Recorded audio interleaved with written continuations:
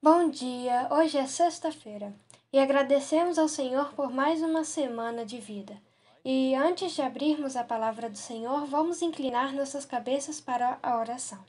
Pai Celestial, agradecemos porque podemos ir juntos a adorar o Senhor e agradecemos por esta semana que o Senhor nos protegeu. Não só isso, mas vimos suas bênçãos e sua intervenção em nossas vidas e o que está ao nosso redor.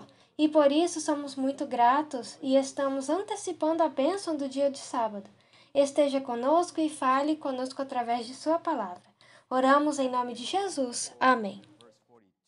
Mateus 24, verso 42. Nos referimos a Mateus 24 como o sermão de Jesus no Monte das Oliveiras, mas como você sabe, também é encontrado em Marcos e Lucas. Mas no verso de Mateus 24, verso 42, encontramos a referência de Jesus à seguinte declaração: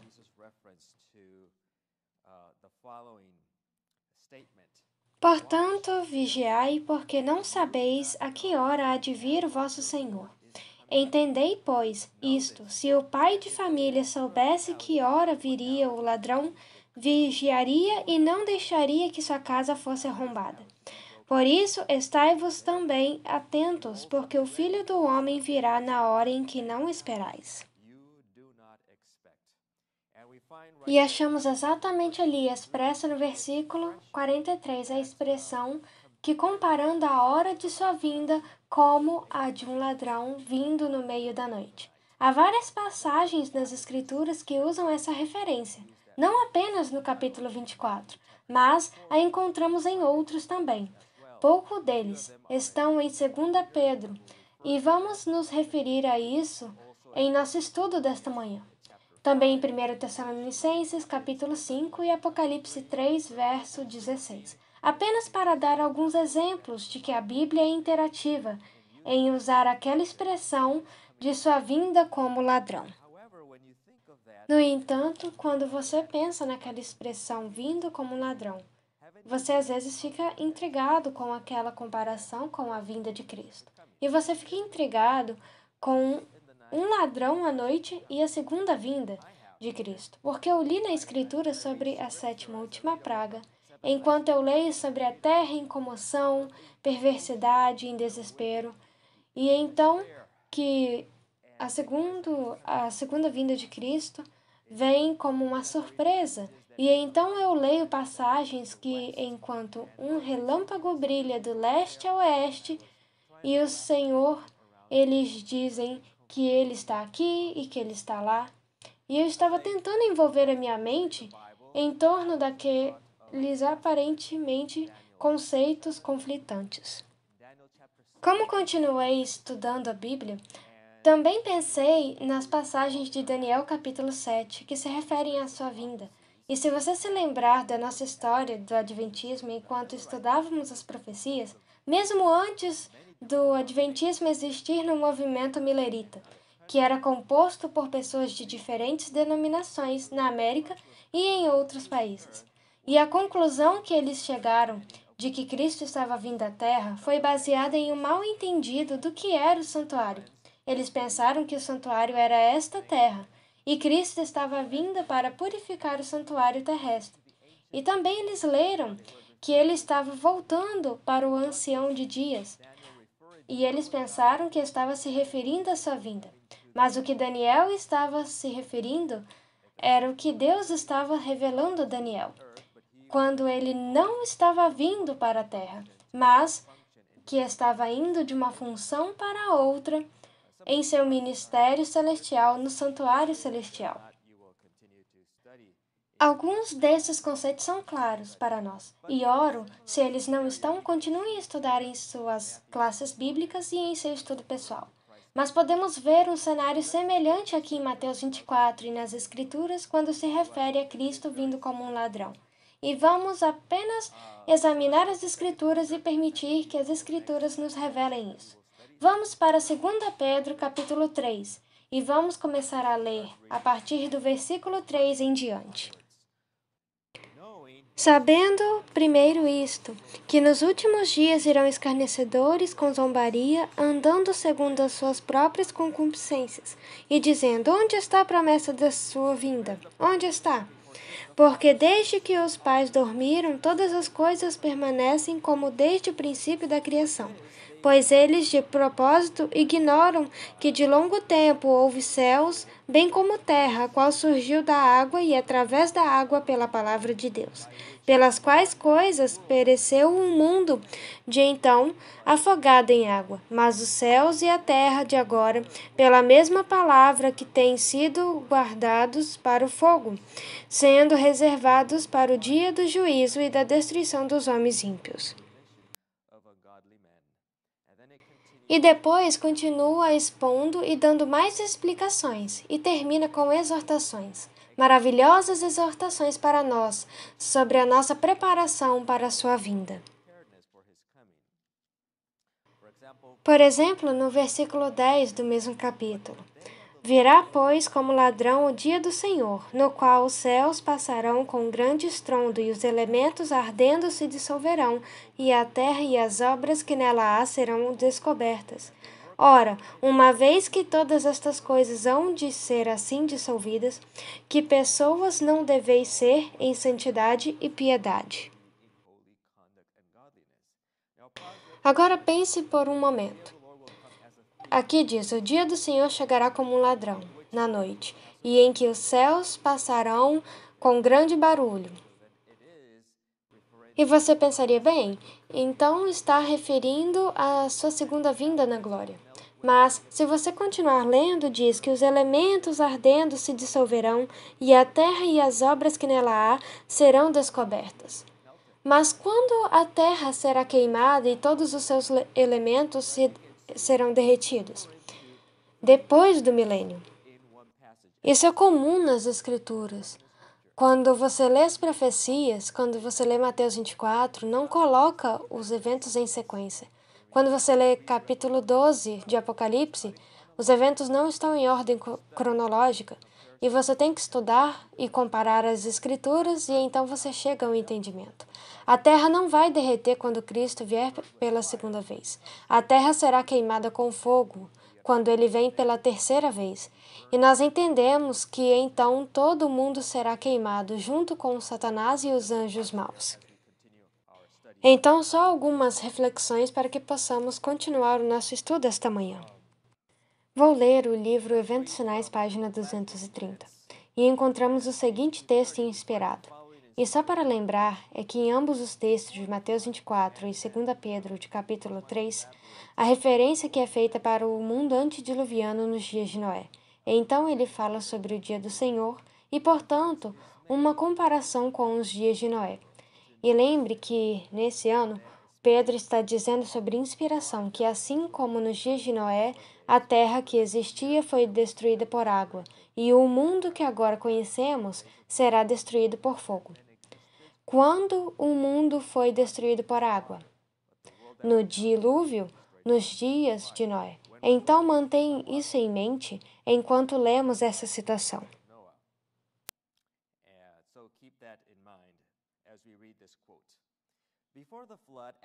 Depois que Noé entrou na arca, Deus o trancou e fechou os ímpios do lado de fora. Que o fechamento da porta representa? Muito bem, o fechamento da porta da graça. Mas durante 7 dias, o povo, não sabendo que sua desgraça fora fixada, continuou sua vida amorosa e descuidada, zombou dos avisos de julgamento iminente. Então, assim diz o Salvador, também deve ser a vinda do Filho do Homem. Vê a conexão? E aqui continua dizendo, e estou lendo do Espírito de Profecia, silenciosamente, não noticiado, como um ladrão à meia-noite, virá a hora decisiva que marca a fixação do destino de todos os homens. A retirada final da oferta de misericórdia para os homens culpados. Só uma citação de várias para a introdução, para você ver o conceito. eu vou declarar a premissa bem do início, que a expressão vindo como ladrão no meio da noite está se referindo à chegada da provação e não à segunda vinda de Cristo. Mas, com certeza, a chegada da provação acontece pouco antes da segunda vinda de Cristo. E a segunda vinda de Cristo será algo magnificente, todo o olho verá. Não será como a vinda de um ladrão no meio da noite. Quando um ladrão vem no meio da noite, você nem o vê. Eu já tive a experiência de ser roubado no meio da noite. Quando estávamos começando o ministério na Colômbia, era em 1996, 1997. Com um grande sacrifício e oração, tínhamos condições de comprar um computador para fazer o trabalho do ministério. E o ministério tinha um aspecto, no qual era o trabalho de publicação. E até tínhamos uma pequena impressora, que eventualmente cresceu para uma impressora bem grande, que o tamanho aproximado era metade desse centro de conferência com equipamentos. Mas quando começamos, tínhamos somente uma peça do equipamento e um computador. E uma noite, minha esposa e eu estávamos na casa principal, que era das senhoras ou meninas, e tivemos o nosso apartamento ali mesmo, que era uma parte de toda a casa. Mas todos nós estávamos dormindo profundamente, e quando acordamos pela manhã, alguns de nós, quem acordou cedo, e fomos para a sala e os computadores não estavam lá. E tínhamos colocado o computador e os dois outros velhos lá porque pensamos que essa casa era mais segura e éramos em 14 pessoas dormindo nessa casa, em 6 diferentes quartos. As janelas tinham grades e alguém veio no meio da noite e eles removeram parte do teto e entraram. E então eles abriram a porta e saíram com os computadores. Quando as coisas acontecem no meio da noite, você não percebe, você não vê. E quando Cristo vem como ladrão no meio da noite, pode se referir à sua segunda vinda. Isso não faz sentido. Então vamos deixar a Escritura continuar a esclarecer esse mistério aparente. Vamos continuar.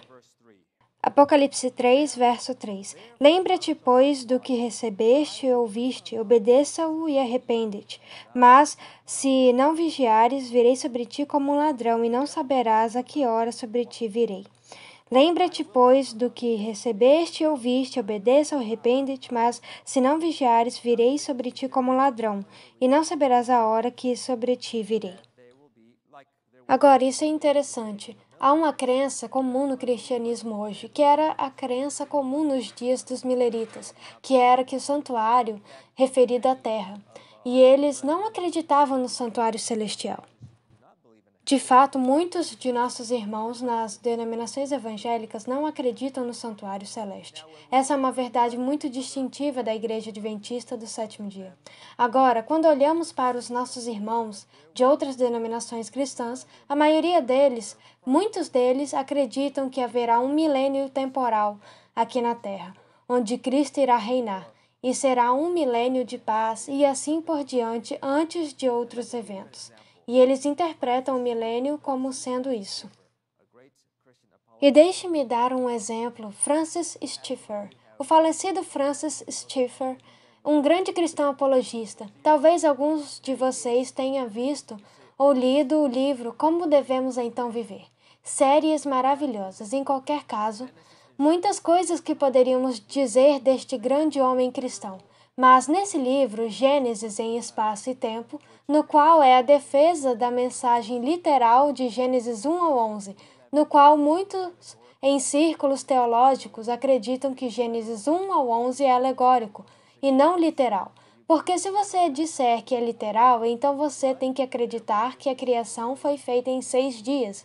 E se você acredita que é literal, você tem que acreditar no dilúvio. Portanto, isso destrói qualquer crença na evolução, e a evolução teísta tem se tornado predominante até pela Igreja Católica, e o Papa João Paulo diz que a teoria da evolução poderia ser reconciliada com nossas crenças cristãs. Então, aqui ele está defendendo que Gênesis 1 ao 11 são literais, E nessa defesa ele faz alusões à criação para as coisas tangíveis que Deus fez. E Isaías, onde diz que, projetando para o futuro, que o cordeiro e o lobo irão pastar juntos, o leopardo deitará com a criança e o filhote de leão se fartará e o menino os guiará, e assim por diante. Você se lembra dessas passagens? E nesse contexto ele diz, essa passagem não fala de uma mudança psicológica na visão do homem e da natureza, mas uma mudança objetiva no mundo externo. Há um mundo real. Então ele elabora em seguida e diz, há com certeza alguma diferença entre cristãos quanto a apenas que período de tempo isso se refere. Há duas possibilidades.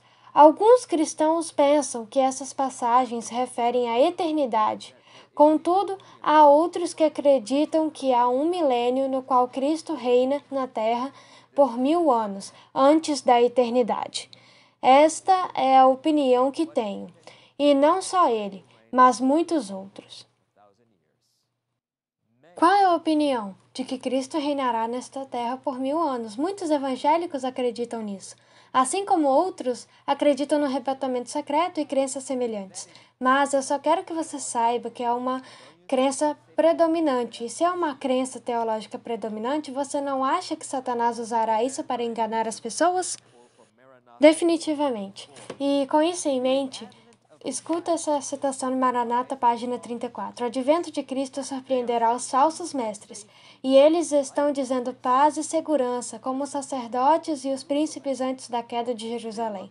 E eles procuram a igreja para desfrutar da prosperidade e glória terrena. Você entendeu? Eles esperam que a igreja desfrute da prosperidade e glória terrena. Os sinais dos tempos que eles interpretam como prenúncios disso para que as coisas na terra começassem a ficar cada vez mais complicadas. O que dirão esses falsos mestres? São sinais de que Cristo está vindo para reinar nesta terra e preparar o cenário para quem que verá personificado de Cristo? Satanás virá e dirá que mudou a santidade do sábado para o domingo e que o milênio começou. Você encontra no grande conflito e você descobre que também na Bíblia, que é, claro, o espírito de profecia, é apenas um comentário inspirado da Bíblia. Continuando, do mesmo livro Maranata, acrescenta. Mas o que diz a inspiração? A palavra da inspiração diz, repentina destruição vem sobre todos eles, sobre todos os que habitam na face de toda a terra e sobre todos os que fazem deste mundo seu lar. O dia de Deus virá como uma armadilha, e o dia de Deus aqui está no contexto do fechamento da porta da graça. Muito mais coisas que eu poderia compartilhar com vocês, mas o tempo está passando e acabei de terminar a minha primeira página de anotações e tenho 4 páginas. Uau, é tanto quanto eu estava estudando esse tópico. Mas vamos ver o que podemos cobrir nesses últimos 10 minutos, ok? Terei que selecionar os mais importantes. Considere o seguinte, Lucas 17, verso 26. Como aconteceu nos dias de Noé, assim será também nos dias do Filho do Homem. O dia do Senhor virá como um ladrão no meio da noite. E lemos essa passagem em 2 Pedro 3, verso 10. Observe, Indesejado de todas as nações, página 636. A crise aproxima-se furtiva e gradualmente de nós. O sol brilha no firmamento, fazendo seu ordinário percurso, e os céus ainda declaram a glória de Deus. Os homens ainda comem, bebem, plantam, edificam, casam-se e dão-se em casamento. Os comerciantes continuam a vender e comprar, os homens se empurram uns aos outros, contendem pelas mais altas posições. Os amantes de prazer aglomeram-se ainda nos teatros, nas corridas de cavalo, nos antros de jogo. Dominam as maiores excitações e, todavia, o tempo de graça aproxima-se rapidamente do fim. Todo caso está para ser eternamente decidido. Satanás vê que seu tempo é curto, tem posto em operação todas as suas forças a fim de os homens serem enganados, seduzidos, ocupados e enlaçados até o dia da graça se haja findado e a porta da misericórdia esteja para sempre fechada.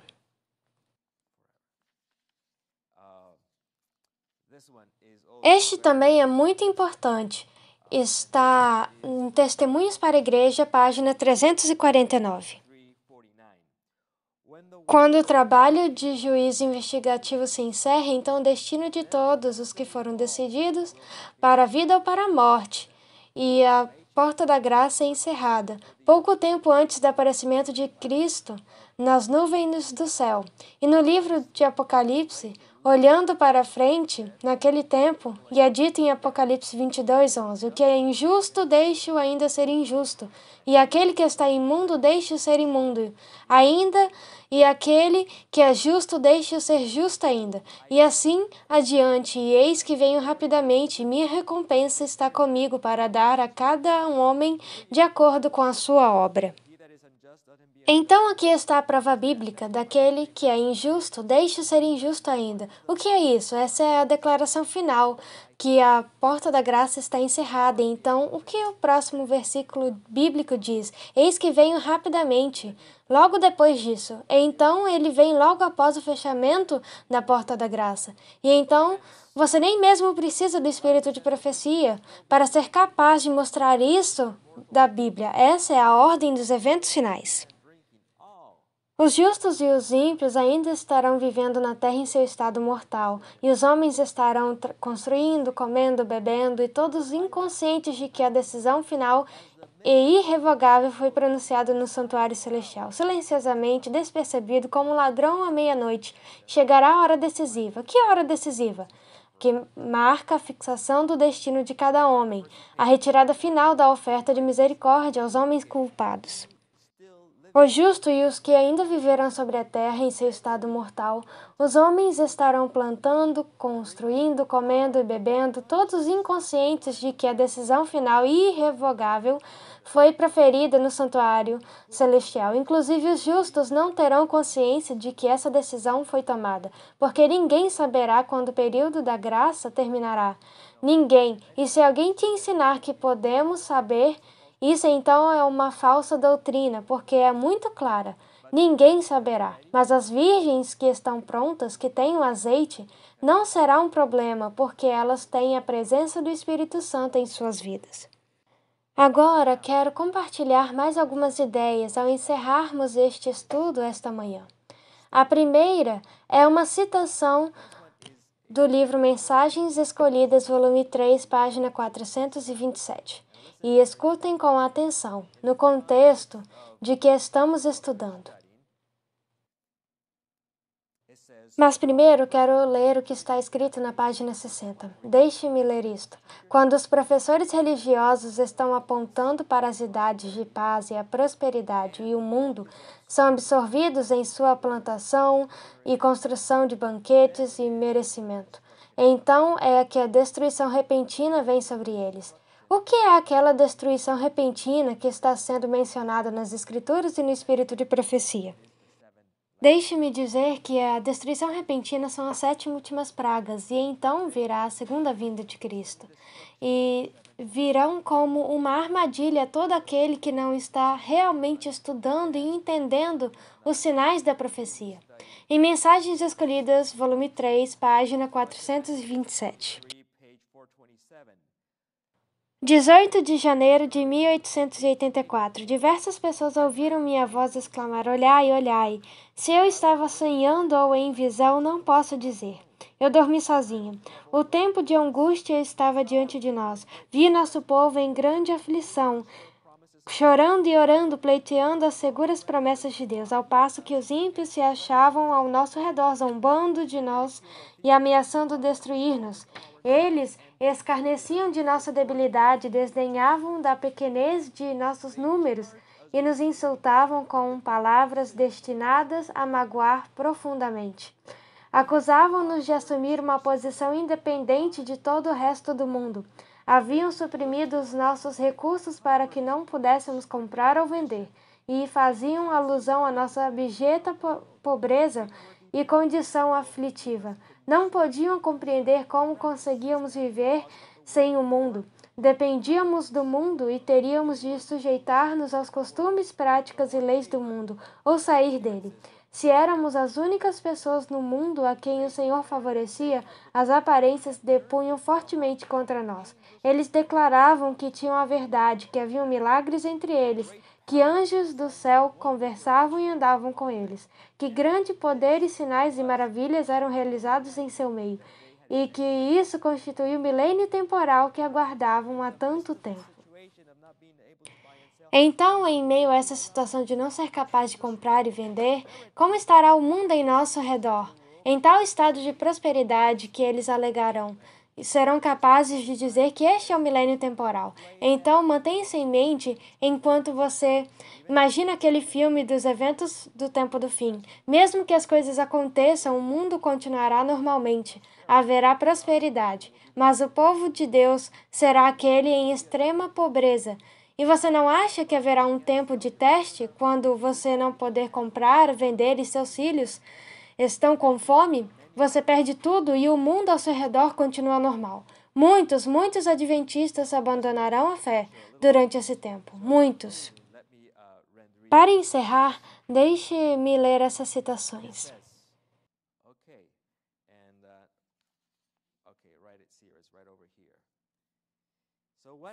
Então, qual é o cenário final?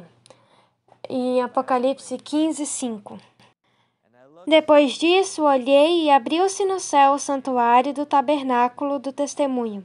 E os 7 anjos que tinham as 7 pragas saíram do templo vestidos de linho puro e resplandecente e cingidos à altura do peito com cintos de ouro.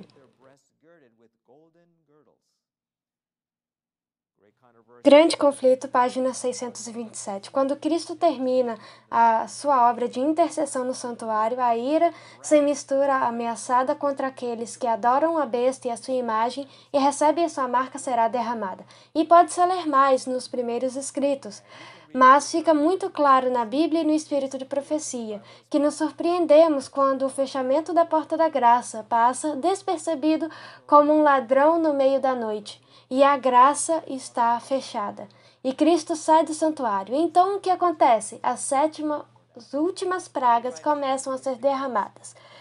Quando o decreto saiu para matar os santos, e por causa disso vi que os 4 anjos segurariam os 4 ventos até que a obra de Jesus fosse concluída no santuário, e viesse as 7 últimas pragas. Essas pragas enfureceram os ímpios contra os justos, e eles pensaram que tínhamos trazido os julgamentos de Deus sobre eles, e se eles pudessem livrar a terra de nós. As pragas seriam detidas. Um decreto saiu para matar os santos, que causou eles a chorarem dia e noite por libertação. Portanto, perto do tempo da graça, as pragas começaram a cair, e em algum lugar, em torno da segunda, terceira praga, o decreto de morte é dado, e então os eventos acontecem até a segunda vinda de Cristo. E o que não será uma surpresa, mas será no sentido de que a porta da graça se fechou e as pessoas virão para matar os justos, ou outros implorando, por favor, ensine-nos a palavra de Deus. Mas será tarde demais, o destino foi selado. Minha oração hoje, irmãos e telespectadores online, é que precisamos estar fundamentados na palavra de Deus. O tempo de perseguição que virá e que vemos o mundo se preparando para isso não purificará aqueles que receberam a chuva temporã, mas os desencorajará. Conforme o tempo passa, o mundo está em prosperidade e o povo de Deus em pobreza abjeta. E será um momento de prova e que precisamos desenvolver a fé de Jesus agora. Vamos encerrar com uma oração. E foi um privilégio apenas vislumbrar, e esta é uma introdução aos eventos dos últimos dias. Mas estudem as Escrituras, o livro de Apocalipse, Mateus 24 e o Grande Conflito. Há maravilhosas verdades lá para nós apreciarmos. Vamos orar. Pai, muito obrigado por sua palavra. Há tanto que podemos tocar enquanto buscamos obter vislumbres de sua palavra, do que prometeu e do que predisse. Para que não nos descuidemos, sejamos sóbrios e vigilantes. Nos encorajemos, porque nossa redenção se aproxima. Em nome de Jesus. Amém.